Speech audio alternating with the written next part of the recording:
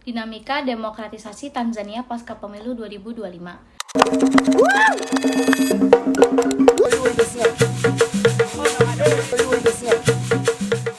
Tanzania termasuk negara dengan sistem demokrasi presidensial multipartai.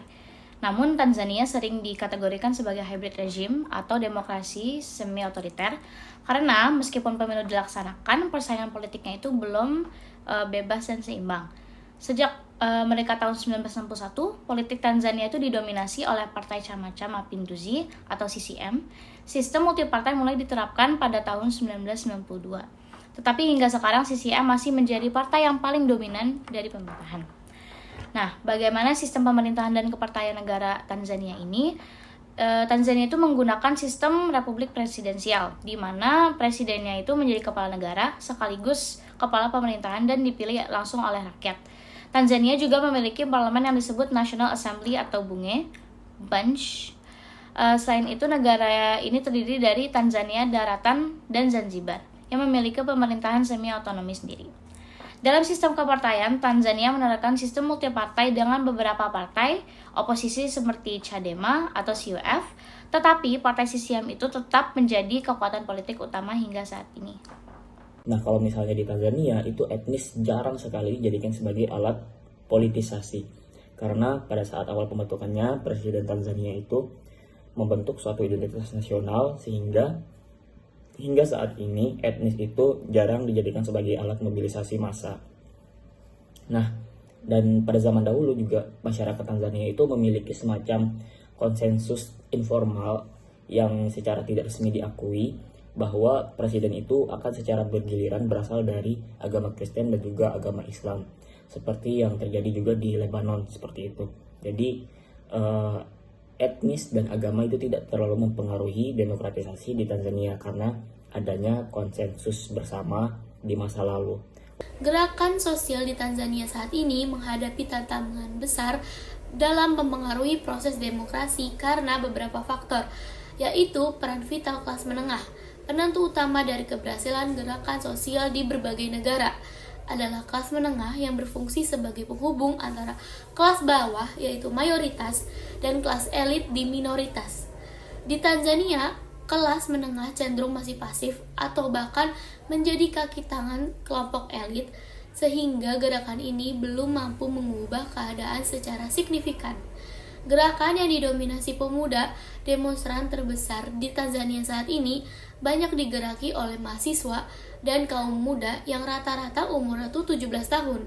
Namun, karena mereka belum memiliki daya beli atau posisi ekonomi yang kuat seperti kelas menengah, gerakan ini lebih mudah terhambat ketika menghadapi tekanan dari pemerintah. Respon represif dan propaganda, pemerintah menanggapi gerakan sosial dengan tindakan militer yang sangat brutal, termasuk penembakan dan memakan ribuan korban. Selain itu, pemerintah menggunakan propaganda sebagai ketakutan dengan menuduh para demonstran sebagai antek asing untuk mendelegitimasi gerakan tersebut di mata masyarakat yang sangat luas. Kurangnya legitimasi gerakan sosial muncul sebagai reaksi atas protes politik yang dianggap tidak memiliki legitimasi, di mana kekuasaan diraih melalui kekuatan fisik dan uang, bukan melalui penuhan aspirasi masyarakat. Perkembangan demonstrasi di Tanzania menunjukkan tren kemunduran yang sangat signifikan.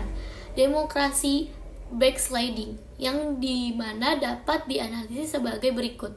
Pergeseran dari demonstrasi ke otoriter. Presiden Samia Suluhu Hassan awalnya dicitrakan sebagai sosok demonstran yang membebaskan pers dan menjamin sistem multipartai. Namun, hasil pemilu yang mencapai 98% dianggap tidak masuk akal secara politik dan menandakan adanya penyalahgunaan kekuasaan untuk memenangkan pertarungan di arena politik. Pemanfaatan modal sosial pengusahaan, pemanfaatan segala bentuk modal sosial dari birokrasi, ekonomi, hingga militer untuk mempertahankan hegemoni. Birokrasi di Tanzania dianalisis bersifat korporatis, di mana pejabat berusaha mempertahankan jabatan meskipun cara korporatif dengan keamanan ekonomi mereka yang sendiri. Adanya indikasi pemerintah di Tanzania meniru model kepemimpinan di negara Afrika lain, seperti Burkina Faso, dengan menciptakan musuh bersama pihak asing untuk menciptakan integritas pemaksaan dan membenarkan pembantaian terhadap kelompok oposisi. Budaya kekerasan sebagai pengganti persuasif karena kegagalan dalam pendekatan persuasif. Ideologi kebijakan, pemerintah beralih ke pendekatan koersif, yaitu kekerasan, untuk mengubah perilaku masyarakat dan mengumpas lawan politik.